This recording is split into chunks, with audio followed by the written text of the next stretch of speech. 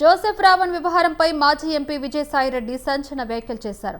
Joseph Raavan సినీ నటుడు ప్రకాష్ రాజుకు మద్దతు ఎవరిస్తున్నారు అని ప్రశ్నించారు. వారిద్దరు ఏ సంస్కృతికి వారసులు అని నిలదీశారు. వారి తండ్రులు తాతలు ఎవరు, మూలాలు ఎక్కడా అని ప్రశ్నల వర్షం కురిపించారు. తప్పుగా మాట్లాడిన వారికి చట్టం సమాజం బుద్ధి చెప్పాలని విజయసాయిరెడ్డి హెచ్చరించారు.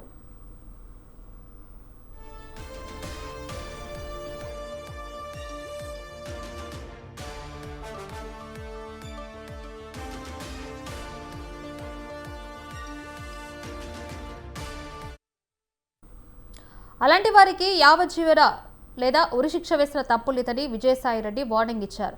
అభ్యంతర వ్యాఖ్యలతో దాడి చేయడం ఫ్యాషన్ అయిపోయిందని విమర్శించారు. మతం మారిన కొన్ని కులాల్లోని కుటుంబాలు హిందుత్వంపై విషం చిమ్ముతున్నాయని ధ్వజమెత్తారు. జోసెఫ్ రావణ్ సినీ నటుడు ప్రకాష్ రాజును వైసీపీ సమర్థించడం అంటే దేశంపై చేస్తున్న దాడిగానే పరిగణించాలని అన్నారు.